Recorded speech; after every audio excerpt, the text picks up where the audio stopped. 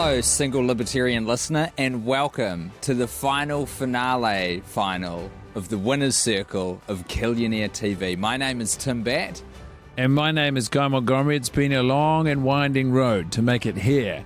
An anonymous basement in which we cannot reveal the location, time. We're at my house. Yeah, we're underneath Tim's and house. It's 8 a.m. right now. Okay. And we're joined by our final whittled down three from a process that has taken days and weeks and months of plotting and planning and scheming and enterprising how we will turn a billionaire into a trillionaire and a trillionaire into a dead person. Guy Montgomery. I just wanted to say conniving as well. For me, the conniving is one of the most vital parts of plotting a murder. And I've never plotted a murder to completion.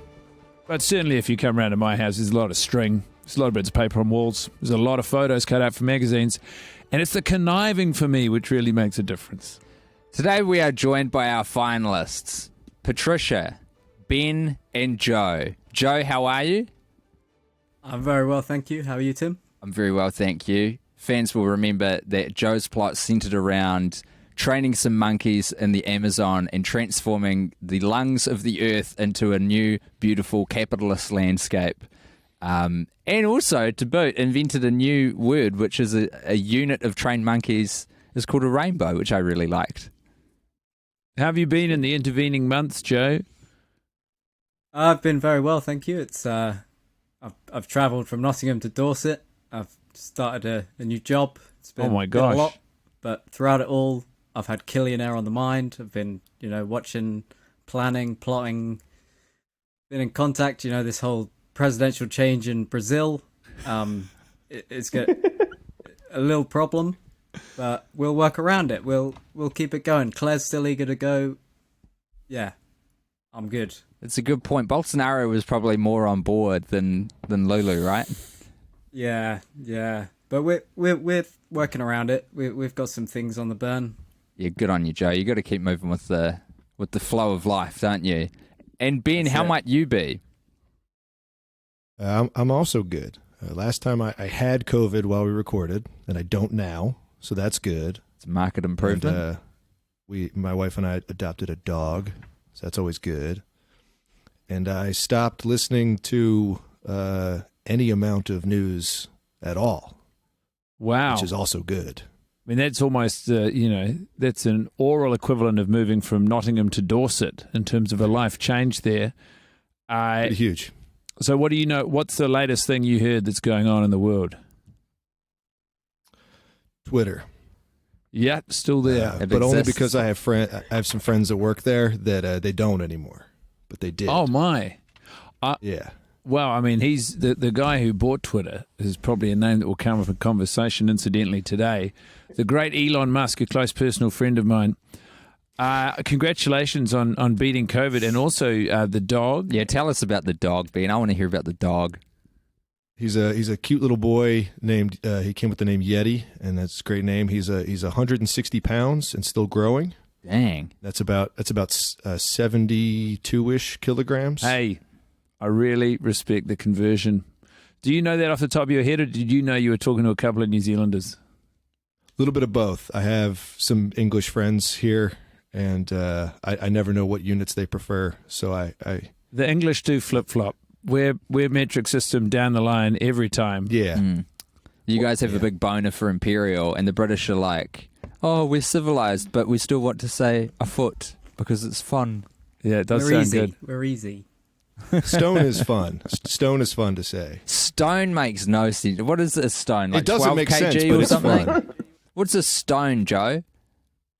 How long is a piece of stone? That's what we say. It's like, you don't know. You just don't know. No, I think a stone hat. We simply don't have time for this. Patricia, it's so nice to see you. How are you doing? I'm doing well, thank you. Nice to see you guys too. Very quickly about Ben's dog. 72 kilos. That means that your dog weighs more than I do. Yeah, he weighs more than most of my adult male friends. Yes, that's crazy. Yeah, that's really great. He'll probably top out at a little bit more. We've noticed him. We got him in May, and it's now November, and he's noticeably bigger. Is it possible that he's been adopted out by his parent Clifford? The He's big not red red. dog. That bomb. He's Don't not try and red. rescue it. Yeah, but Yeah. he's still growing. Nearly all dogs is- at least have the bloody, the wherewithal to stop growing at some point. Not this guy. I think he might have been cursed by a witch. He's a man. Huh. He's now a That's dog. amazing. Back to how sorry, I just Patricia wanted is to know. going. Not at all. Very generous of you to I'm share the doing well. spotlight with Yeti. I just wanted to hear more about the dog. But no, I'm doing really well. Thank you. How are you guys? Well, we're in a basement right now. It's fine. It's pretty dank. I'm sort of anticipating a spider crawling across the back of my neck at any point. Tim's calling it dank. It's kind of refreshingly dry. And there's Yeah. I think it looks quite insulation cozy. less than probably 40 centimeters above the head. Means that we're breathing in all sorts of powerful stuff to strengthen the lungs. I'm going to say that I've been doing the opposite of what Ben has been doing. I've been watching the news like absolutely pedantically, as instead of like the total kind of chaos that we seem to be heading towards. So to do that in like a control type of manner. And I was just thinking like the basement looks a lot like how I presume that we'll all be living in like a future kind of nuclear holocaust. So, but besides that, Well, everything's great. it's funny you should bring that up, Patricia, because between your respective plots and the conception Yeah. of the very idea of Killionaire, we do have some power to stand in the way of the impending nuclear holocaust. True. The three of you have Yeah. already put forward some incredible concepts, ways by which we can intercept some of the ultra wealthy and eliminate and distribute their funds. And the strength of these pitches is what has brought us all here today. Mm-hmm. But we're sort of we've basically devised a series of rounds to just help deduce, like lateral thinking puzzles, I suppose, in some ways. Just to see the different parts of your brains firing and really get to the bottom of which of these concepts we would like to pursue. And so This is one of the most important missions that anyone has on Earth right now, and in fact it's arguable that it's number one priority for the human race, what we're currently engaged in. And so we have deduced some, as guys mentioned, rounds to test your mental strength, and there can be only one winner. And we will now head into the first round, the round of creativity. We have asked you to prepare a little homework for this first round, contestants, and that is to write your own acrostic poem it's quite a challenging challenge. built around the word Killionaire. Patricia, I'm going to ask you to please go first for a poetry reading of what you've come up with. Absolutely. I have to look at in my notes app where I wrote it. Certainly. Write that down, Tim. Yeah. Pathetic. I was uncertain. Yeah, if I had only had more time. I was also a little unsure about these poems, so I hope it's okay that each of the letters has a sentence as opposed to a single word per row. Sounds good. The brief is creativity. This sounds incredibly creative. Yeah. Okay. Well, all right. So, Killionaire brethren, I've seen your good fight, leading pasty young trillionaires laudably into light. I wish you each crowns on your weary heads. Now rest, sweet champions, as our enemies dead. I thank you too, Sir Tim and Sir Guy, rousers of all that is good. Even though this championship comes to an end, a monument remains where you stood. And I also thought having the last sentence be, you built a monument of blood, but I thought the other one had like a nicer and like more familial. Well, So yeah, We've that's got my alt. poem. it's one of those things where Yeah. you know, and so the author knowing is enough to not explicitly state it, because when you release a piece of art like that into the world, it's actually no longer yours; it belongs to the consumer. And what you've just penned True. is actually phenomenally poetic. I mean, acrostic poems for me are like good uncle, yes. Guy, you've introduced one of the most important concepts in poetry, which is rhyming every other Yes. word. And it is shocking how many poets forget that as a central tenet of poetry. It's nice to see a little bit of extra homework. Thanks. Patricia, that was phenomenal. Yeah, that was great. We're going to move swiftly along, and I want to hear Ben's poem next. I went with the guy route. I fucked up. All right, let's All right. fucking hear it. Killing isn't legal, lest infamous opulent nerds, and it's really earned. Oh, can we hear it again, please? Sure. I tried to summarize sort of what we're doing here. Yeah. Killing isn't legal, lest infamous opulent nerds, and it's really earned. I see. So the turn is on clever as. It's on lest because it's like, you can't do this except in this circumstance. And this is the very circumstance in which we find ourselves. I think you've undersold your work there, Ben. I think that was very creative, very clever. It had a good rhythm to it. It almost felt like a haiku, the way it was delivered. It's a sort of poem, if you gave it that homework to a school child and they brought that and you'd say, I mean, they're clearly very intelligent, but also perhaps a sociopath. And that's a pretty high bar to clear. That's the brief. That's the brief here. Thanks. Joe, give us your beautiful work. Okay, I've added to the acrosticness of the brief. So this is from the perspective of Elon Musk being handed a tea that's not up to par. Kindness as a virtue is the one thing I can't afford. I'd pay someone to explain, but I don't want to be bored. Listen, I'm just a rich guy trying to get it done. Look at me by Twitter. Watch as I disown my son. I'll try to convince you I'm humanity's saviour, or the opposite with my misanthropic behaviour. Now bask in the budget I set aside for good PR, and call me a legend when I strap a rocket to my car. I did all this off my own back without a handout. Reading facts won't be heard as my fanboys shout. Elon is hilarious, and he understands my strife. Please, Elon, take my money. Elon, fuck my wife. Owning free speech is what gets my dick hard. Don't use it against me or best be on your guard. Cunt, I'll smear you harder than that I did that cave diver and automate your career like I did a truck driver. So if you can, you poor idiotic cock, tell me why my tea tastes like Novichok. Gee whiz. And there was Killionaire podcast. Oh, I was wondering because you did Killionaire and then I was like, and now you've just written sort of a verse. We're in free association mode now. Wow. That was really good. Those were all equally impressive and a beautiful insight. They weren't equally impressive because someone won the round. They were equally impressive. Absolutely not. Absolutely not. We will be judging these and ranking them according to how impressive they were. But before we do that, a little bit of commentary and colour on Joe's. I mean, you did it all. You took the sort of narrative device of giving us the first-person perspective of the protagonist of the poem. It rhymed, crucially. Sounds like Tim wants to fuck your poem, Joe. And it was acrostic. My favourite line, watch me as I try to disown my son.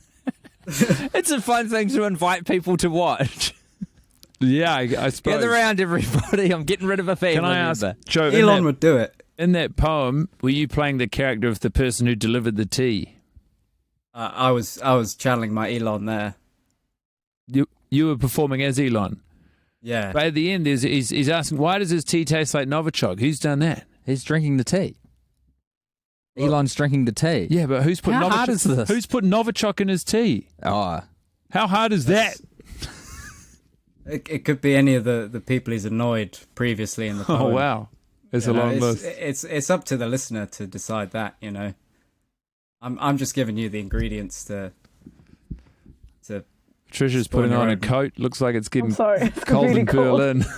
not at all. As the plans get more and more intense, you all better put on another layer because it's going to be bone chilling in here. All right, time for us to rank the winners the winner of this round, and we're not going to do what we did previously, which was mute ourselves. We're going to discuss openly. Yeah, you need while to we're here. You need to have a thick hide to make it in the murdering trillionaire game. It's part of it now because it's the finale.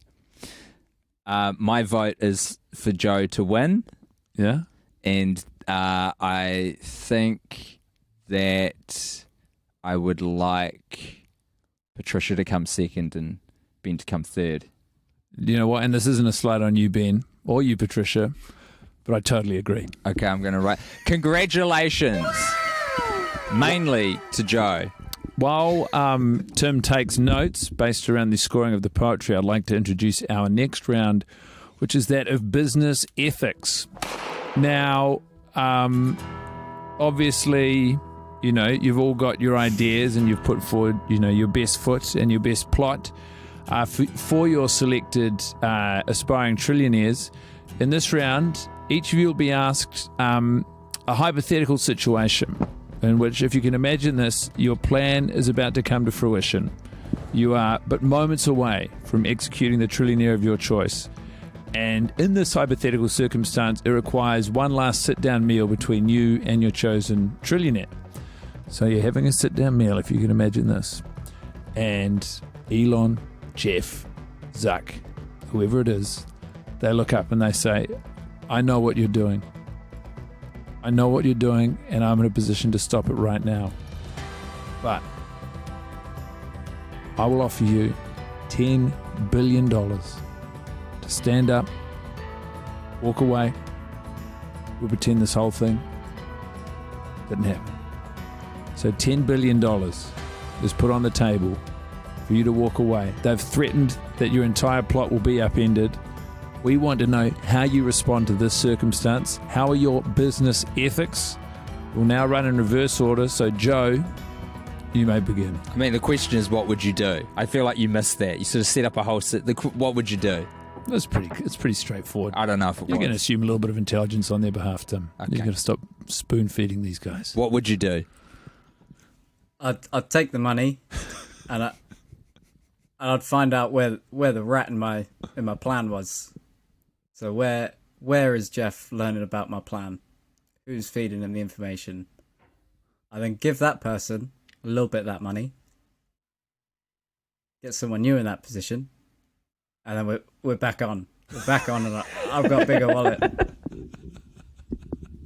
I've got a nice, I don't need a cut at the end now. I've got a good bit of money to myself. Oh, wow. So this is totally parked. You know, you're rich, but you're still committed. I'm rich but committed, yeah. Yeah. In your world, it almost seems like Jeff is funding you to continue the pursuit of murdering him. Yeah, I think that's why I carry on. Like, I could take the money, but just the mere thought that Jeff could be, using me to kill himself, as dark as that is, oh, what a good way to get rich. Good. It's like the ultimate, it's like blood sport or whatever. You know how, I think there's an idea where trillionaires or billionaires, they like to hunting people for sport. Oh, the Purge? Yeah, maybe the Purge. Yeah. There's a bit of that to it, but it's reversed. It's a level of confidence which says, you hunt me. Let's see how you get on. Ben, what would you do? So I have the luxury. My plan involves multiple of these guys. So part of me wants to just, unless it was Elon, just swap them out. Just take the money and sub in, number 8 or whoever it is. In fact, if it's Zuckerberg, he's not even in the top group anymore. He's trash to me. I don't want his measly billions. So I don't think he's got 10 to give me. And I would say that. He'd be devastated by that. So you're at dinner with Mark Zuckerberg. He said, give you $10 billion not to murder me. And you say? I'd say, show me the money. Then he'd probably cry if he can. And then he'd leave. And I'd eat his food too, because he's very thin and I don't think enjoys food. I think he just eats pills. He's a soy. If it's anybody else, if it's Elon Musk, I couldn't make the deal. That guy's just like, he grinds my gears. But anybody else, I'll just swap him out. Elon's got to go though. Okay, that's interesting. So if we had anyone else, a Billy Gates, swap a Larry out, Jeffy Bezos, one of the Larrys, Bernard Arnault. But if it's Elon Musk, you've got such a chub for murdering that guy that you could not do it even for $10 billion. You just have to. He's just so. You guys, you're friends with him, Guy. Fuck. Yeah. Guy gets it. He's irritating, sure, it. but you can just go home. You don't need to hang out with him the whole night. So if he offered you $10 billion, I like this, that would accelerate your desire to eliminate this guy. He's like, I'll give you $10 million, you go shut the fuck up. When he's got that much and he's like, my life is worth just a small amount of my own money, that's disgusting. You're also manipulating the charts by taking the 10 bill off them. And as you say, like, Mark at the moment, he's not doing well. If you took 10 bill off him, I think that might be the last pennies to his name. You could take 10 billion off Elon, go line Zuckerberg's pockets and take out both of them. I mean, I know he needs more than 10 bill to make it to $1 trillion. Well, this is good intel. And Patricia, you're at dinner with a billionaire. Yeah. They offer you 10 of the bees to not kill them. What do you do? Well, it's Zuck, right? Because he was the one I initially decided to kill. But to be honest, like, I don't feel a huge amount of animosity towards him particularly. And I've been in quite a lot of conversations with various Amazon sellers for various objects that haven't arrived or arrived in a different material to what they were meant to be. And so I have an increasing amount of like Amazon boxes of things I don't want. And I've started to feel really like quite furious about it. And Bezos is, in my opinion, like the least fuckable or interesting of all of these guys. Mm-hmm. And so like what I would do is that I would take the money and I'd let Zuck do what he wants. And then I would use that money to build a kind of Saw style labyrinth, like the movie Saw. Mm-hmm. And I would like then trap Bezos inside of it. It would be made entirely of Amazon boxes exclusively. And then I would just put a camera up and I would do like a pay-per-view thing and let people just watch as he descends further and further into this Hellraiser labyrinth of his own making. That's what I would do. I think. Oh my gosh. That is impressively demented. Yeah. Well, it's really dark. I would say that. Yeah, but I would say, though, having listened to all the other competitors, that Ben said that we should sew them together anus to mouth, Yes. like in... Yeah. which is Not truly shocking. Yeah, you know? So you all know. It's very true. That was what his plan was. We know. We were there. Yeah. It's there's something uniquely terrifying about building a labyrinth out of cardboard boxes because in theory you'd be, a cardboard box you feel like you could kind of punch your way through or something, but if there was enough of them in there, you couldn't. They would be strong You enough get to tired sustain an attack. and they'd start paper cutting. There's also something to me, the reference for Saw has more power than the human centipede just because I saw it as a much younger and more impressionable person. I think I'd become quite jaded by the time I saw the human. It was more of a sort of curious monstrosity. But Saw was a genuinely confronting cinema-going experience. And it holds a lot of water for me. These are all, delightfully diabolical. And as we've planned, I'm going to say they're all equally impressive. And Tim's going to say that's not the case. We're going to rank them. These are all equally impressive plans.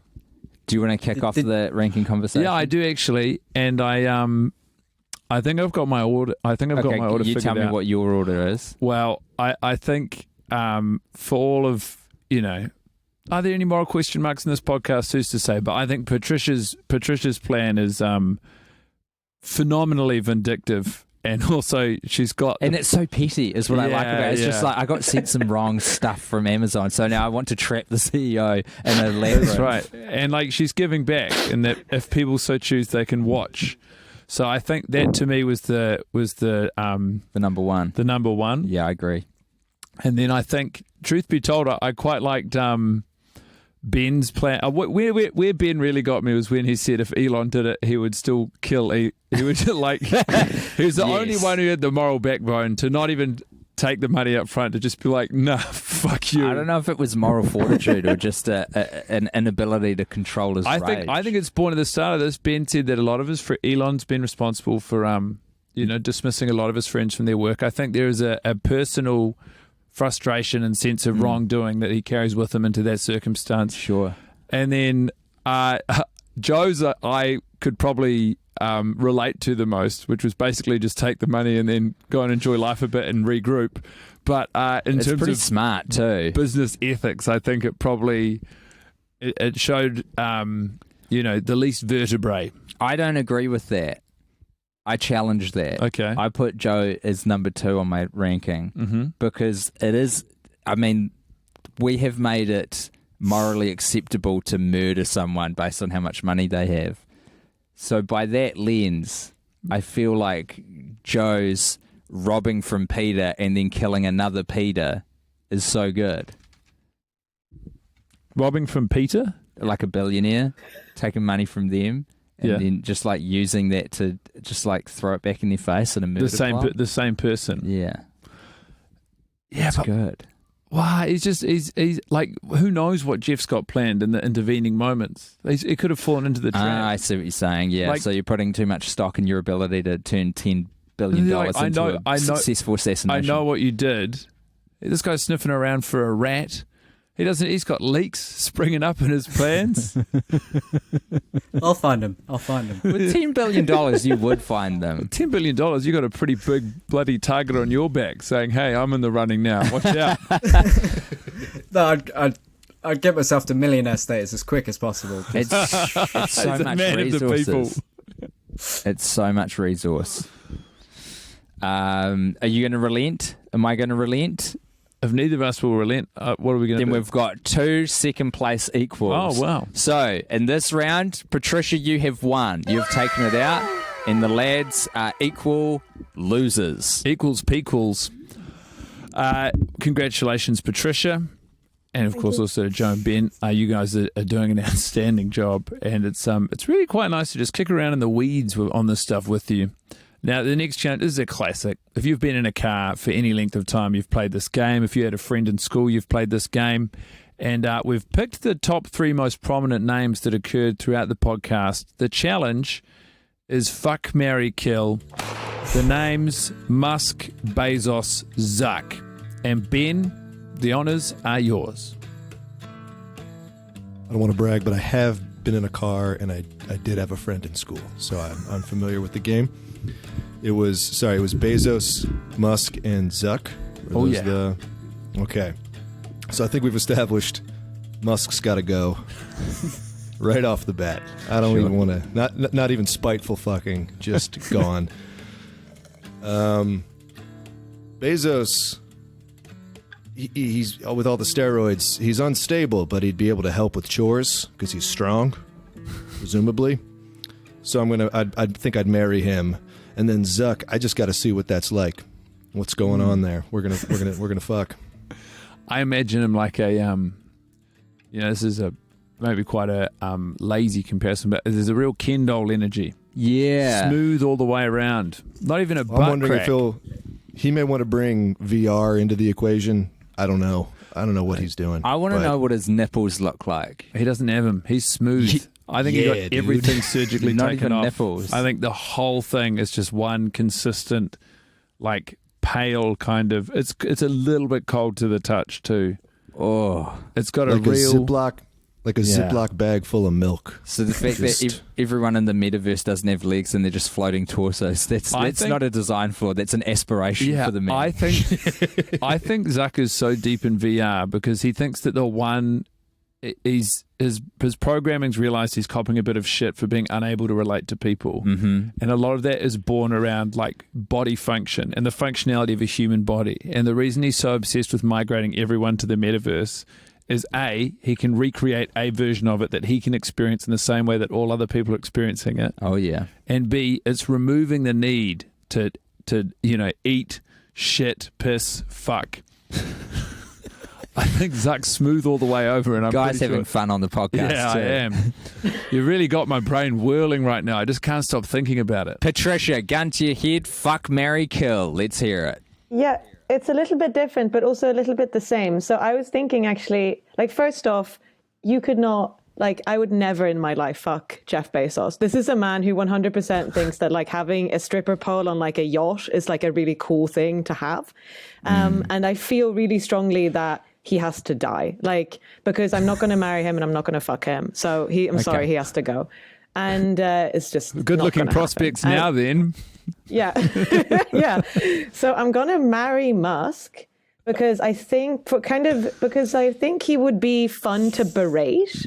I don't, he's always like thinks he's doing this really cool stuff and it's so cringe in a way. But I also used to have it's a long story, but I used to have kind of an obsession about him a long time ago before he kind of became full Musk. And I read his autobiography and I was kind of like, I almost thought he was kind of hot for a moment because he's so fucking weird and he's so into rockets. Yeah. And just like, it's this interesting kind of weird character with hair plugs and stuff. So I think it could kind of be, but I mean, obviously he's done a lot of like kind of despicable stuff, but I still feel that I could marry him and then that feels okay, you know, if I could deal with that. Zuck, I think also, sorry, go ahead. Oh, I probably shouldn't say myself, but there's also a very high chance that he'll leave you and you'll be set free pretty quickly. Not True, before he true, right? impregnates you, though. That seems to be his Yes. MO. Baby number 10, wife number 4. I've heard there's a lot more than 10, and there's a lot of Yeah, but NDAs going around, so that might be something to take note of. But I think he wants to. Like, I think that's the thing. He's like super pro people having kids because he thinks like the major threat of humanity is underpopulation. So he like accepts and a lack of everyone people having with babies. his DNA. Yeah, real square chunk DNA going. But that's, yeah, I'd marry him and we'd have a life together for a while. And then actually with Zuck, I am kind of curious for the same reasons because he is like very slick, you know? Like he's kind of, you know, you might be in bed with him and he would just like kind of slip away because he just has no hair. I don't think he has nipples. It's just like they're just tattooed on. Like I would be, and he's really into martial arts also. I find this like a weird, I don't know. I think it could be like an interesting experience, you know? Hearing you say that the nipples are tattooed on, I'm now imagining that he's drawn like he's drawn an ass crack, he's drawn a penis on, he's drawn his own nipples With on. just a biro pen. He's like, this is it, right? It's kind of funny that the through line so far is Mark Zuckerberg is so deeply unfuckable. He is like a black hole of sexuality that I would be interested to have sex with him out of scientific curiosity. I don't think it's that he's unfuckable. I think it's just he's like a completely different creature. I think it's like if you were a space explorer and you showed up at a planet where all the creatures that exist there are like kind of sentient or must be smart even to some degree, but they're all just kind of like slippery, wet noodle people. Someone would be like, maybe we can fuck. Like, For sure. Also, it's also great just even that's got me thinking like the guys who are going to be represented, the guys who are sending themselves to space, if they come across extraterrestrials, the representation that the human race is going to have is it's not great. Fucking abysmal. Imagine if Zuck shows up and they're like, this is what it's like. All right, Joe, your time has come. Fuck, marry, kill these 3 fine lads. I'm on the same page as Ben. Like, Musk is smug enough. If I fuck him or marry him, he's just going to get smugger, and I can't have that. Yeah, I tell you So, what, I reckon off the bat. if you fucked Elon Musk, his ego would explode. So yeah, he's dead. I'm gonna fuck Zuck, mainly because I think he'd probably have access to some prototype VR equipment, and then his smooth body is really just going to be a blank canvas for whatever you want to imagine. You know, once the goggles are on. So I think that might be quite fun. Like, yeah. And then as a surprise turn, I'm going to marry Jeff, the man I originally wanted to kill. I've heard divorcing him's quite profitable, and I might just be able to like slowly niggle away, like, oh, maybe the Amazon rainforest seems quite interesting as a business opportunity. Oh, Jeff, maybe pay your warehouse workers a bit more, or hey Jeff, I think we could train monkeys into teams of rainbow. Like I think Jeff himself, a blank canvas. I could mold him into maybe a good billionaire. Joe, your personal maybe politics a great trillionaire. sit at such a bizarre intersection of anti-environmentalism but pro-union, which is not something you see often in the wild. That's purely like if that's what you think, maybe that's where I'm going. I don't know. I think it is. Okay, I'll look into that.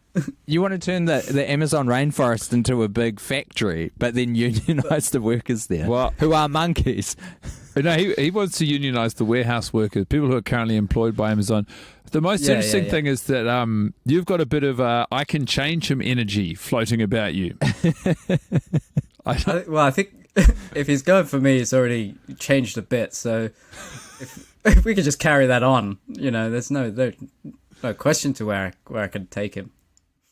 I mean, they're all well-reasoned answers. They've all got me really excited to think of Zuckerberg's, naked form Do you know what I'm thinking? What? I'm thinking Ben is number one because he really like set the tone of just like Musk cannot be around. It's not tolerable for him to be alive for a moment longer than he needs to be.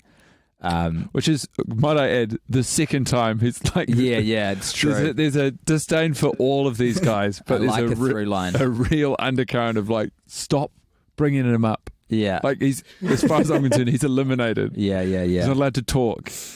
So I think there's something about the confidence, the persistence that really appeals. Mm-hmm. So Ben's number one, for me. Mm-hmm. Joe and Patricia, it's quite hard, but I'm going to put Patricia at number two in my rankings in this. I think it was well reasoned and eloquently described the possibility of having sex with Mark Zuckerberg. A terrifying but scientifically fascinating endeavor. Yeah.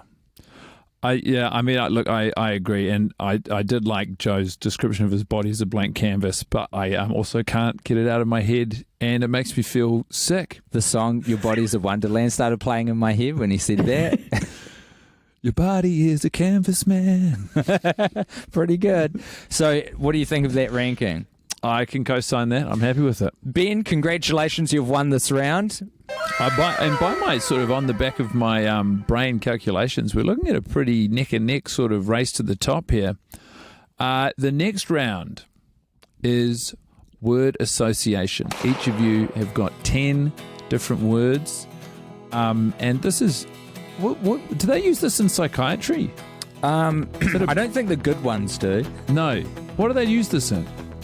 It might have been one of those things they formerly used in, or it might be something that they use in Dolly magazine and say, this is how psychology works. Exactly, yeah. It feels like something that a cartoon represents a therapist or a psychologist doing.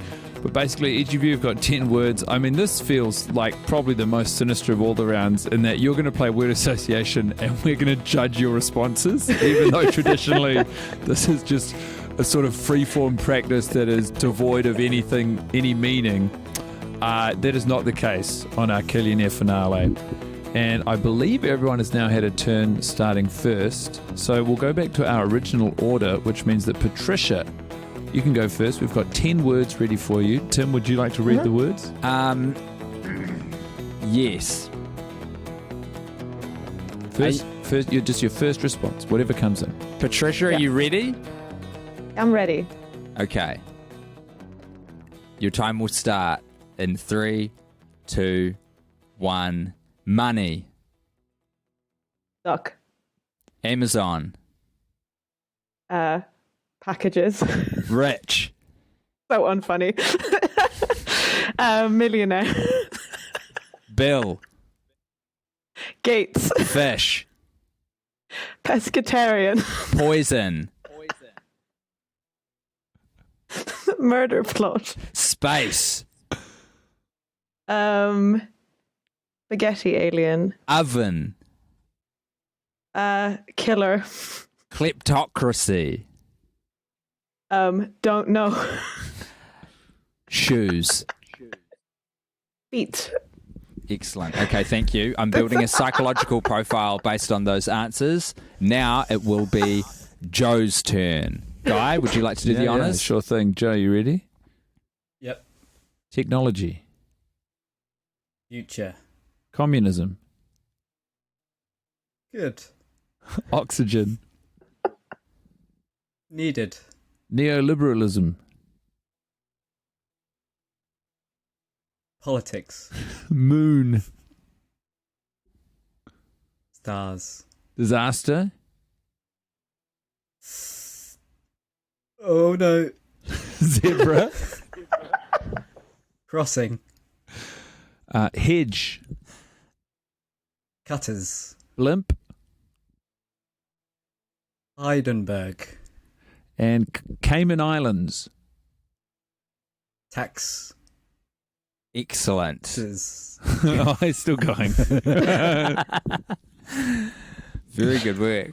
All right. Yeah, it's very revealing. What is it like to do from your end? It certainly feels odd from... Can I just say, I've never felt more unfunny in my entire life than when I'm doing that. I forgot words. It's word association. This isn't about japes and goofs. This is about building a psychological profile based on what we know is in your head, revealed through this quiz. My personal favourite for Joe, disasters. Oh, no. Very good. And finally... All right, Heidenberg for that one. Heidenberg. Ben here. For Blimp. We go for Ben? Ben's ready, yes. Okay, here we go, Ben. Your time starts now. Jeffrey. Bezos. Cancel culture. No. Television. No. Time. Sure. Villa. Nova. Entertainment. Tonight. Red. Yes. Luxury. Apartment? Super yacht. No.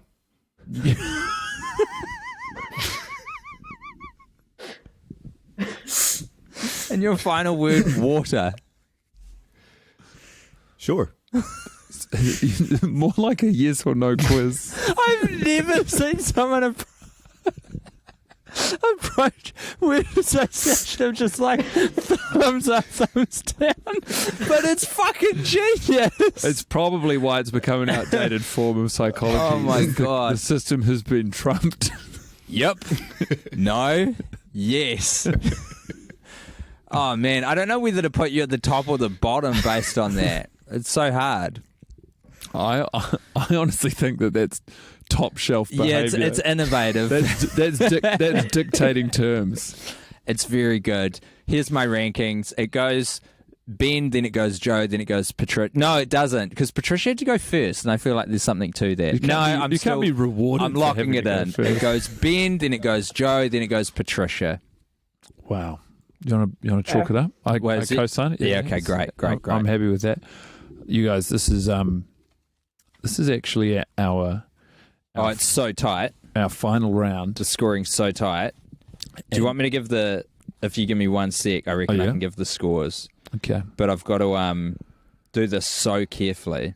Yeah, you've got to be very delicate. Yeah. So what I've been doing is awarding 3 points for the first place person in each round, 2 points for the second place, and 1 point for the third. Where does he come up with this stuff, eh? In the case of a tie, which we had 2 second places, generally speaking, in most competitions you go 2 third place equals, but I didn't. I went 2 second place. No, you do 2 second place equals. Do you? Yeah, and then you skip third if there were 4 people, and then you'd have a fourth. Sick, I crushed it. Okay, Ben, carry the 1. No, we're not in double digits. I'm just goofing. Okay, right now the scores as they stand, I'm pretty confident I've done the adding 3 and 2 and 1 to previous scores correctly. In second place equal, both on 8 points apiece, Joe and Patricia, and in first place right now by just 1 point on 9, Ben, as we go into the final round. It's very exciting. And this last round is you take as long as you need. It's theology. And basically what we're going to ask each of you to do is articulate the imagined afterlife for whichever trillionaire you have murdered. So it can be what you think will happen, it can be what you want to happen, but basically actions have consequences. Once this person is eliminated, what becomes to their spirit, to their body, either, neither, both? The question is open to your own interpretation. And I suppose we'll start with Joe. Okay, so just as Claire's gibbon hands strangle the last life out of Jeff's body, he sees darkness, and then he opens his eyes, and he's in a small, quaint cottage in the New York countryside, surrounded by books. Because it was always about books. He just wanted to read. He just wanted to to read and be able to get a book wherever he was in the world. And now he can. He hears a voice from outside calling his name. Jeffrey. Jeffrey. Steps outside and sees his not ex-wife, but still wife, calling him over for a hug. He goes over and they sit and they read and they live happily. Oh wait, why is he in heaven? Nah, it's like he starts reading the books and there's no words, and he's like, oh shit. And then his wife looks at him and is like, well, what's wrong? You didn't pay your workers enough? Didn't put the words in your books? And he's distraught. Goes back in the cottage. He starts opening up all the books, and there's not a word in any of them. And he realizes that he's now in his worst nightmare. Wow. No books, nothing, just his wife who hates him, and he can't divorce her now because it's forever. And yeah, and that's his afterlife. Oh my gosh. Yeah. I got to say, what an incredible pivot. Great pivot. Like, literally caught yourself mid-stride and really worked with what you'd given yourself. Thank you very much, Joe. And also, can I say, initially, yeah, like, there was a real visceral sense of, experience, I thought. The silence, the oh yeah, in terms of picture painting, yeah, I felt like I was there. I thought the reason he was in heaven is there was a real generosity of spirit there, Joe, that even trillionaires in death are laid to rest eternally and can join the kingdom of heaven. But nope. No.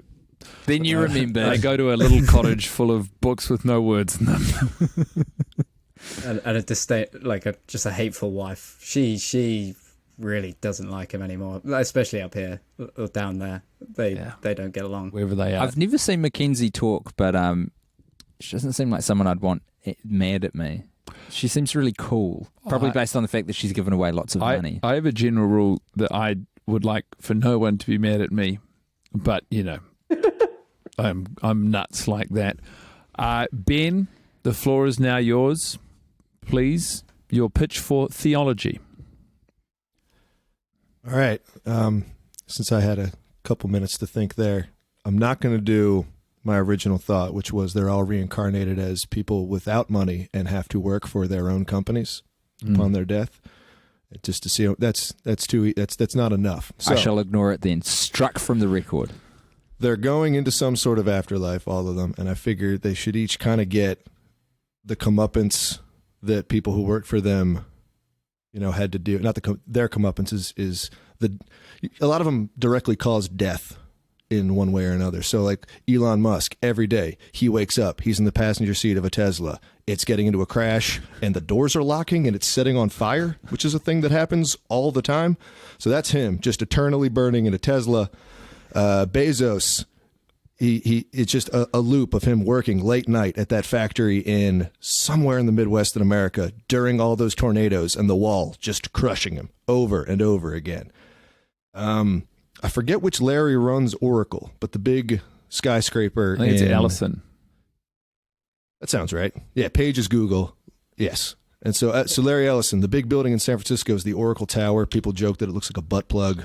It doesn't, but it's as phallic as any tower. But it is sinking slowly. So for his afterlife, he's just going to be underneath it as it slowly just crushes him. Wow. I think it's like 6 inches a year.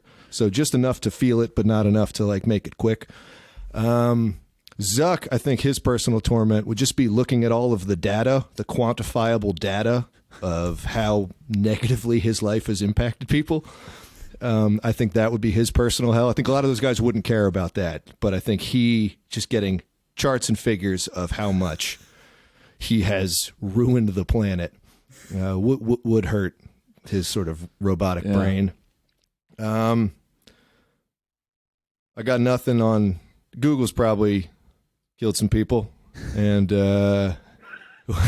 Bernard Arnault, he's got I don't know. I'm sure one of the factories that makes the high fashion clothes that he does has had like a horrific fire, and he's just in there. I don't know.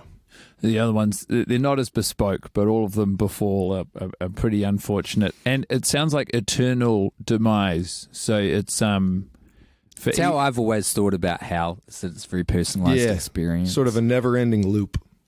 I've always just thought it's really hot. Yeah, bit toasty. I've never. You can't be mean to people, and you can't rob, and you can't covet people's wives because it's a bit toasty afterwards. Yeah. You get a bit warm. Well, you take your can't sweater off. covet your neighbour's oxen either. I've never thought of it as a bespoke thing. I'm just like, oh, we're all too hot, and none of us are happy to be here.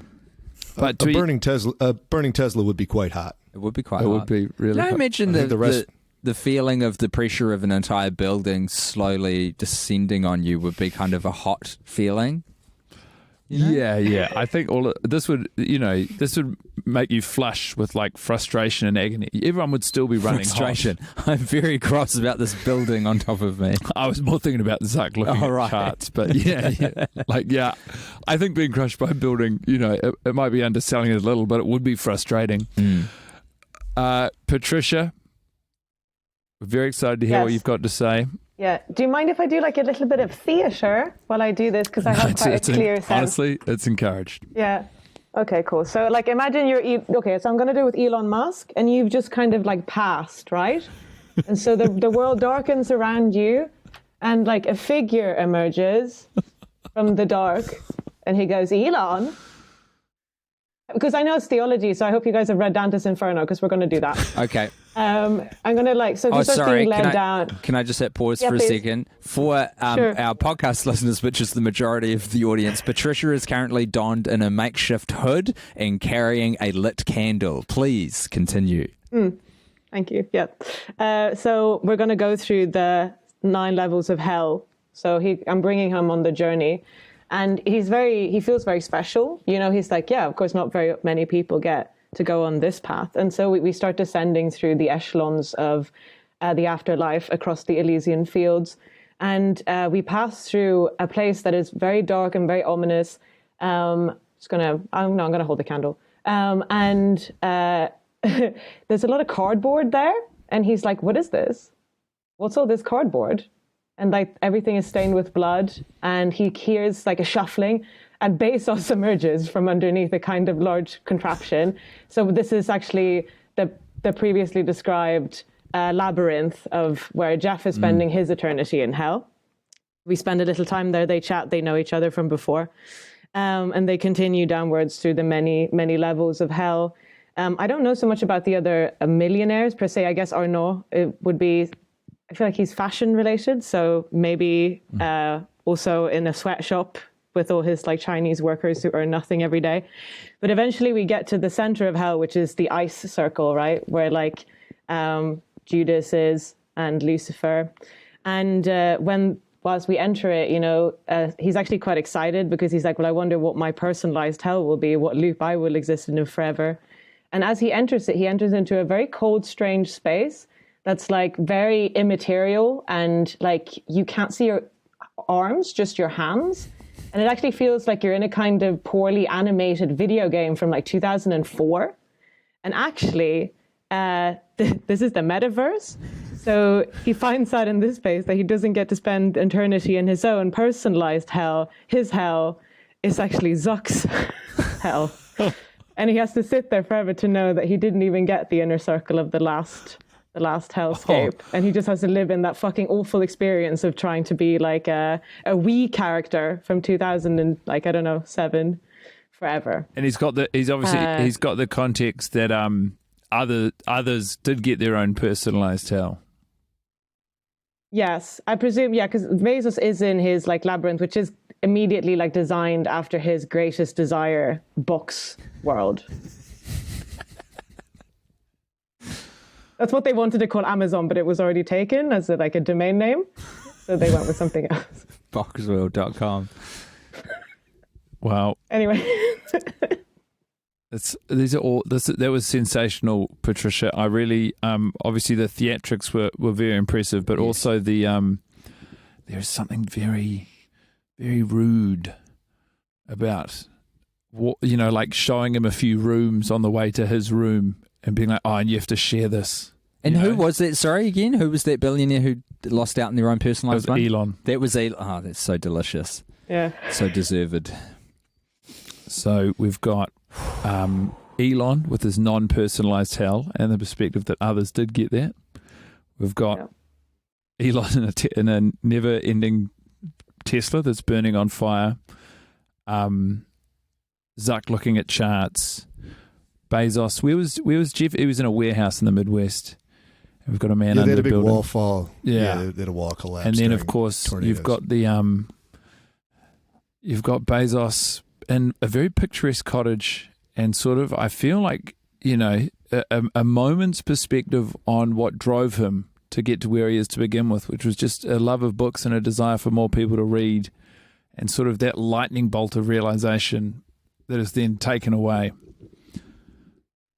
I mean, these are all really beautiful. Yeah, and they're so unique. It's actually quite fitting to begin and end with a poem as we have, because there's a real poetry to all of your pitches for the afterlife. Mm. If there's one thing that we know is lacking in the world of hyper wealth at the moment, it's an appreciation for the humanities. So I like that it's been well on display in this finale of Killionaire TV. That's right. I have a proposed ranking for I would this. like to hear it. It feels weighted because it's the last one, but I'd like to tell you what I think. Go on. I think I'm going to go reverse order, by the way. So I think Ben's proposal, outstanding, but each person everyone was getting it direct. It was more like I felt like it was missing the second layer of esoteric fuck you. I also like it was born out of the moralistic, you must suffer through the thing that you have forced upon so many to make your life function the way it does. Yeah. But I feel like it's direct and it's repeated, and it's not to me, the idea of living for eternity, while grappling with something that was almost there and not quite, is what is so appealing. And that's what I think came through in Patricia and Joe's pitches. I think Patricia's was beautiful. This for me it was the second one. Yes. I like the sort of the bespoke hells that aren't available. But honestly, it's almost by virtue of making a mistake mid-pitch, but the way that Joe gave Jeff everything he wants and revealed his humanity to himself, and almost to all of us, that said, hey, there's hope. There's a person in here. There's a person in here. And then to have that moment and then have it all taken away. Yeah. The idea of this room, I'm just seeing all these books that he loved, like the covers of all the books that were his favorite books as a child, and just nothing. Yeah. It's fucking devastating. I mean, he's already dead, but that would ruin a person. And he can't even, he can't leave. If he goes into another room, he's just going to get told off. Go read your books. There's nothing in there. It's not my problem, Jeff. Go back. It does sound like hell now that you've brought it to life for me. So that's mine. I mean, I'm open to discussion, obviously. No, I think it's where I was drifting anyway, and you've articulated it so well. So I'm going to lock that in. And I believe that means that the winner of Killionaire Television is Joe. Wow. Joe has won. Congratulations, Joe. Thank you. And also it means we have two tied second places, which was not planned at all, but it means there's no loser here. Or there's two, depending on how you look at it. So, first of all, to our winner, Joe, congratulations. I will reveal as well, because I don't think we've locked it in, but you're going to be receiving a $500 Amazon gift card. And we're just before Black Friday, so you could really fuck some shit up with that if you want. It's a fundraising project, if nothing else. For my boy Jeff. Did you guys buy that from Amazon? We will. We didn't get given it by Amazon. Kind of the opposite of the purpose of the entire podcast, you might say. You might say that. You might say that. That's where the magic lies. Think about Amazon as though. It's so good.